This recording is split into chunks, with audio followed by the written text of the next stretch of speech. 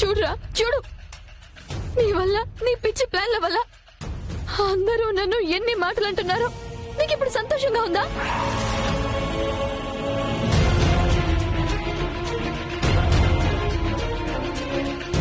ఈ ప్రీతి అంటే ఉన్న మంచితనం, నమ్మకం మొత్తం మొత్తం నాశనం చేసావు కదరా.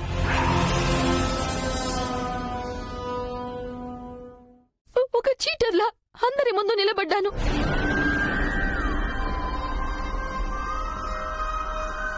ప్రీతి, ఏదైనా ఉంటే మీ ఇంట్లో చూసుకోండి. పొమ్మని మేడం స్పెషల్ గా చెప్పాలా, లేక నీకు నువ్వే వెళ్తావా?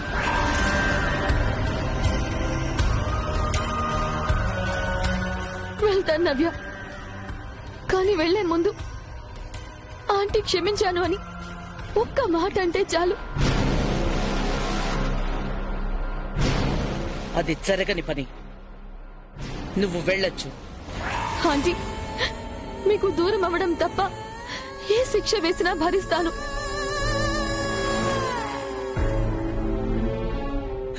మీరు నా ఇన్స్పిరేషన్, నా మోటివేషన్. యుఎస్ నుండి ఇండియాకి మీరు రమ్మంటేనే వచ్చాను ఆంటీ.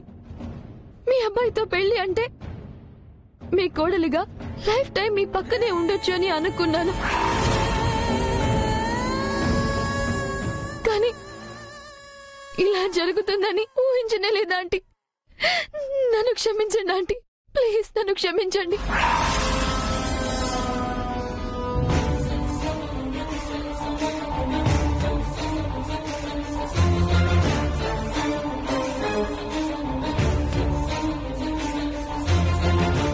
అదే నీ problem. Every action has its own reaction. నా మీద అభిమానం కన్నా నీకు స్వార్థం ఎక్కువైంది. అదే నేను పెంచుకున్న నమ్మకాన్ని మోసంగా మార్చింది. ఒకసారి మోసపోయిన తర్వాత ఇక శిక్షించడమే తప్ప క్షమాపణ ఉండదు.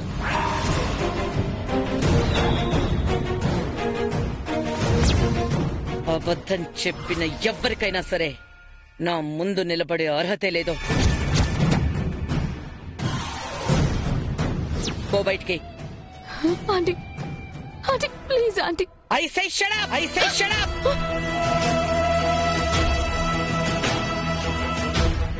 పోతావా లేక మెడ పట్టుకుని బయటికి గెంటించమంటావా?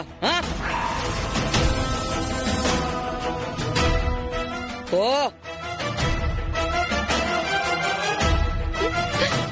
రా ప్రీతి.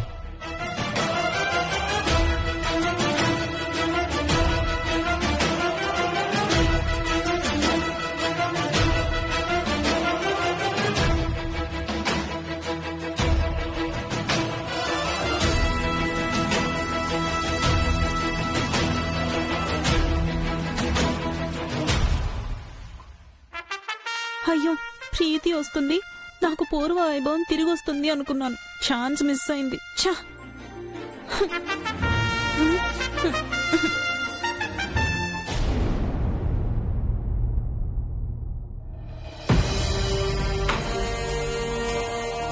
మనకొచ్చిన ఇన్ఫర్మేషన్ కరెక్టే కదా? అవును సార్. ఇది వాగ్దేవి గారి మ్యాటర్. చాలా కేర్ఫుల్ గా ఉండాలి. Okay sir.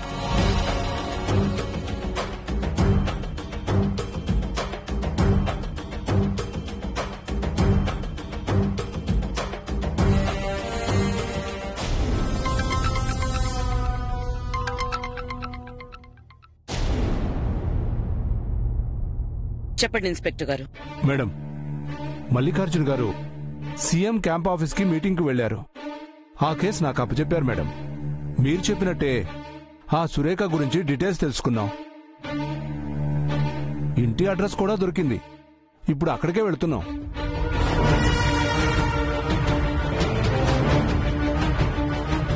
మీకు తెలిసింది పక్కా ఇన్ఫర్మేషనేనా? ఎందుకంటే ఇంతకు ముందు ఇలానే ఒక అడ్రస్ చెప్పారు, కానీ అక్కడ సురేఖ లేదు. మేడం, ఈసారి ఇన్ఫర్మేషన్ కన్ఫర్మ్ చేసుకున్నాకే మీకు కాల్ చేశాను మేడం. 2 రోజులుగా మా కానిస్టేబుల్ అదే పనిలో ఉన్నారు. వెరీ గుడ్ ఎస్ఐ గారు. మేడం, ఇంకో విషయం, మనం సురేఖను ట్రేస్ చేస్తున్న విషయం ఆవిడికి ముందుగానే తెలుస్తుంది.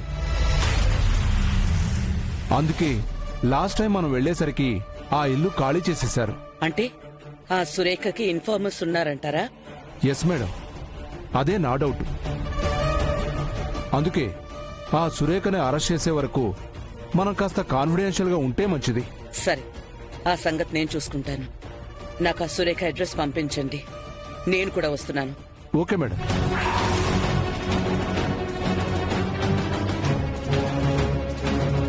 ఎక్కడికి వెళ్తున్నావు వాగ్దేవి?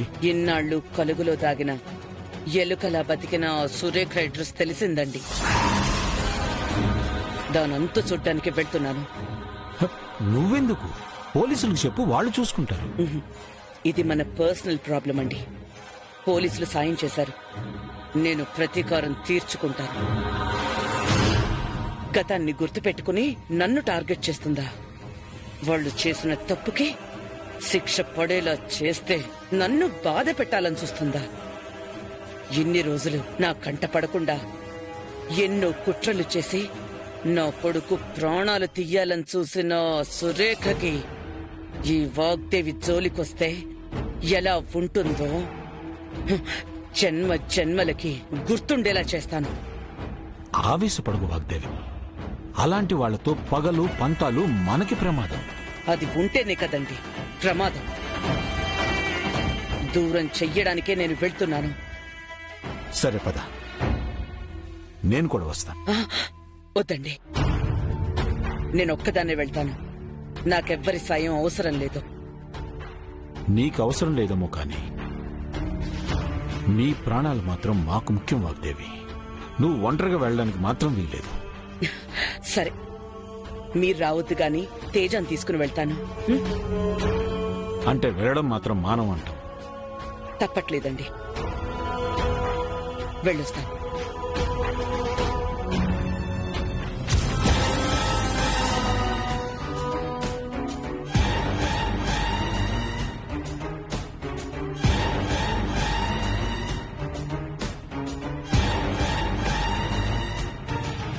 ఆ వాగ్దేవి ఆవేశం చూస్తుంటే మా మేడంకి డేంజర్లా ఉంది.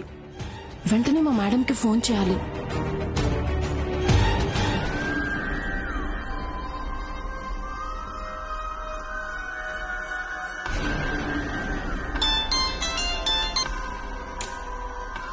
చెప్పు జ్యోతి. Bad news madam. మనం ఊహించిందే జరిగింది మేడం. ఆ వాగ్దేవికి మీ గురించి తెలిసిపోయింది.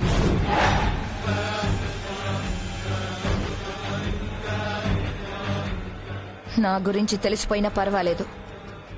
నేను ఉన్న చోటు కనిపెట్టడం దాని తరం కాదు. ఎందుకు కాదు మేడం, ఆల్రెడీ మీరున్న అడ్రస్ కి బయలుదేరింది.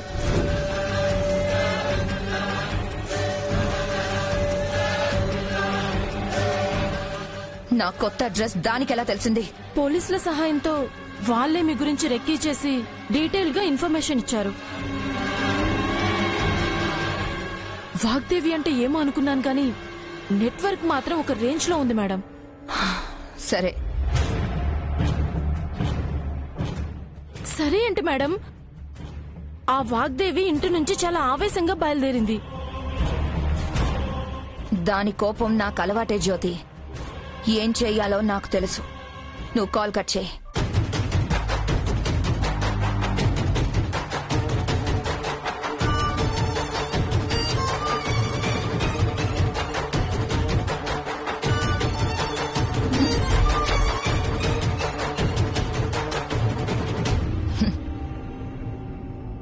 నా కోసం వస్తున్నావా వాగ్దేవి? రా. నువ్వు వెతుక్కుంటూ వచ్చేది నన్ను కాదు, నీ చావుని. ఈ రోజుతో మన పగకి, మన ప్రతీకారానికి ఫుల్ స్టాప్ పెడతాను. మా నాన్న కళ్ళల్లో ఆనందం చూస్తాను.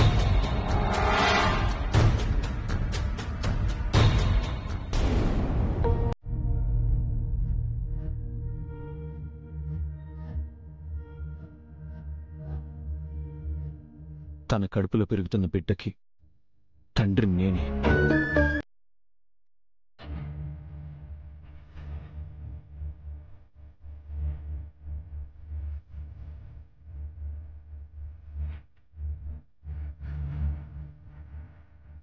పెళ్లి మండపంలో అందరూ నిన్ను నిందిస్తుంటే, నువ్వు తప్పు చేయలేదని చెప్పినా వినకుండా బ్లేమ్ చేస్తుంటే, కేవలం నీకు సాయం చేయాలని నీ కడుపులో బిడ్డకి నేనే తండ్రిని ఒప్పుకున్నాను.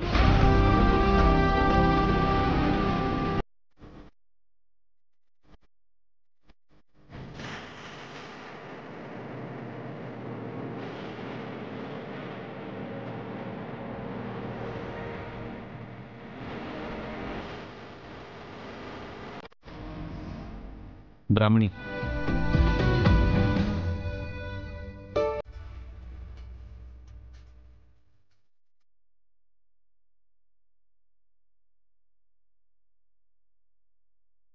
నువ్వేం తినకుండా ఇలా ఒంటరిగా ఉంటే ఒక భర్తగా నిన్నేం పట్టించుకోవడం లేదని మేడం నన్ను తిడతారు. తీసుకో.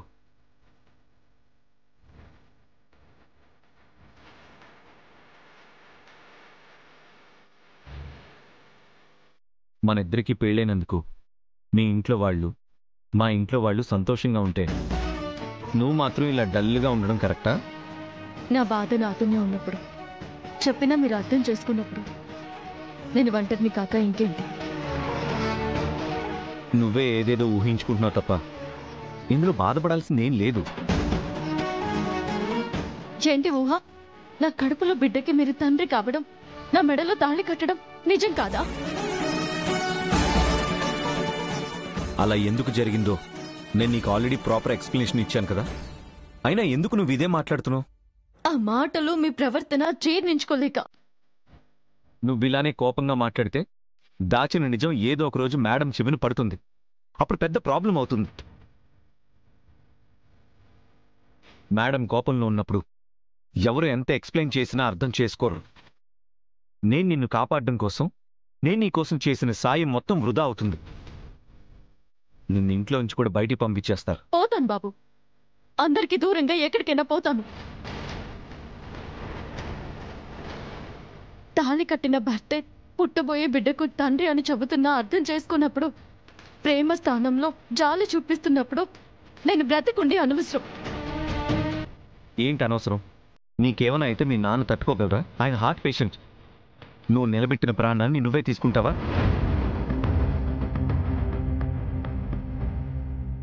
నీకు నువ్వు ఒంటరిగా ఫీల్ అవుతున్నావేమో, కానీ నిన్ను కోరుకునేవాళ్ళు నీ చుట్టూ ఉన్నారు.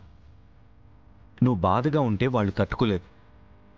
భర్తగా పక్కన ఉండి కూడా నేనేం చేస్తున్నానని అందరూ నన్నే అంటారు.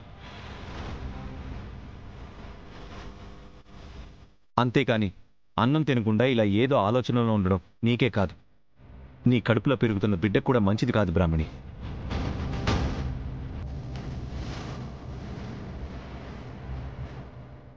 తిను. నేను తినను, నాకొద్దు.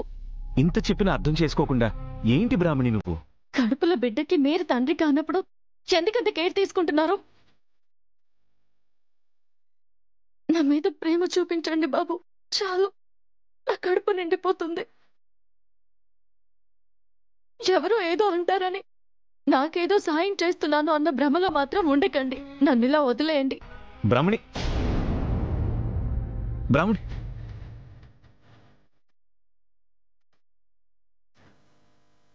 నువ్వు నన్ను ప్రాణంగా ప్రేమించినప్పుడు నేను నిన్ను పట్టించుకోకుండా ఎలా ఉంటాను బ్రాహ్మణి?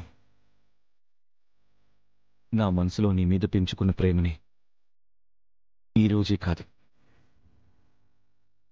ఎప్పటికీ నేను చెప్పలేను. ఎందుకో తెలుసా? రేపన్న రోజున నీకంటూ ఒక కొత్త జీవితం మొదలవుతుంది. నీ దారిలో నువ్వు వెళ్తున్నప్పుడు నా ప్రేమ నీకు అడ్డు రాకూడదు. అందుకే మౌనంగా అన్ని మనసులోనే దాచుకుంటున్నాను.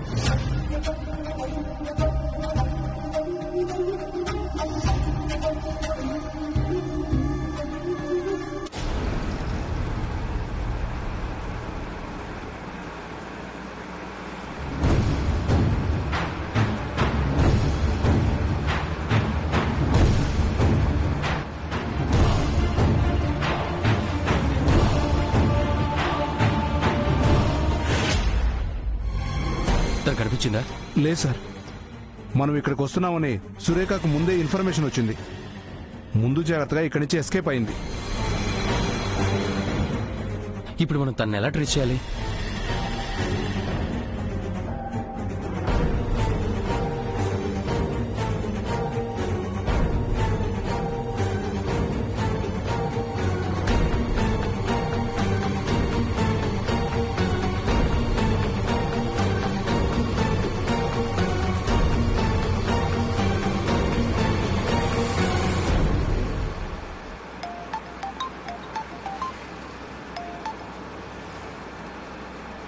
తేజ, ఓ సురేఖ ఇంటికి వస్తున్నాను. మేడం, సురేఖ ఎస్కేప్ అయింది. వాట్? యా మ్యామ్, మనం వస్తున్నామని ముందే తెలిసి ఇక్కడి నుంచి వెళ్ళిపోయింది. How Teja? How is it possible?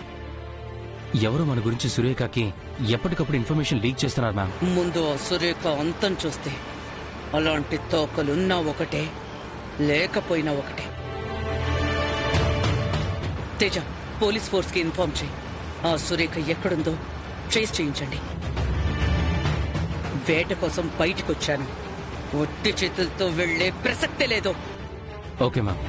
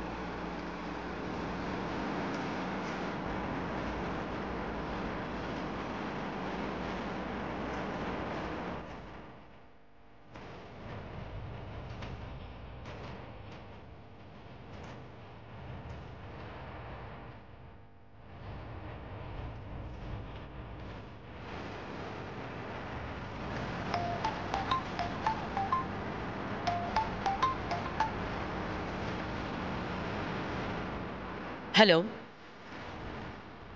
Hi Vagdevi.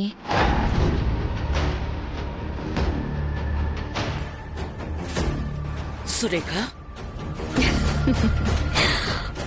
పర్లేదే, కలుసుకొని చాలా కాలమైనా గొంతు బాగానే గుర్తుపట్టావు. నన్ను పేరుతో పిలిచే పొగరు నా శత్రువుకి తప్ప ఎవ్వరికి లేదో, ఉండనివ్వను. నన్ను ధైర్యంగా ఢీకొట్టే ధైర్యం లేక నా కొడుకుని, నా కుటుంబాన్ని ఎందుకు టార్గెట్ చేశావు? నీకు మెంటల్ టార్చర్ అంటే ఎలా ఉంటుందో రుచి చూపించడానికి. కానీ నీకు ఆ ఛాన్స్ ఇవ్వకూడదని నేను రంగంలోకి దిగాను. ఎక్కడున్నా సరే వెతుకుతా, వదిలే ప్రసక్తే లేదు.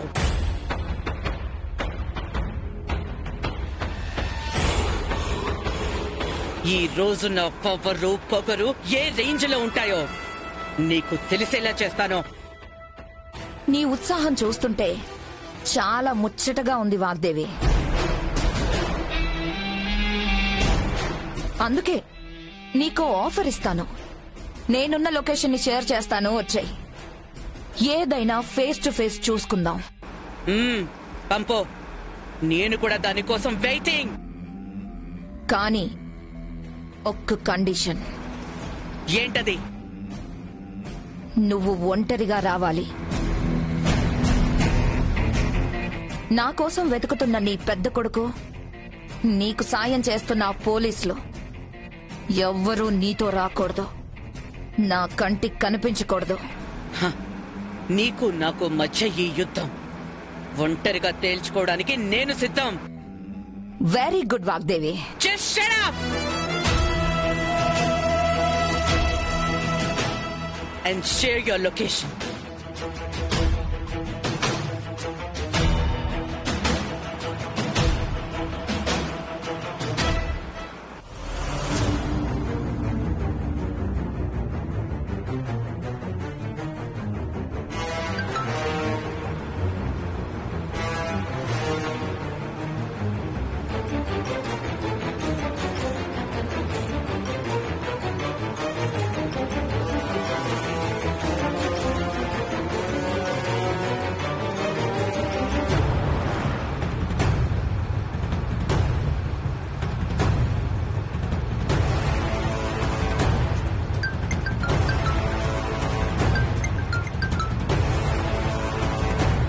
Hello Teja, ma'am Surekha call చేసింది.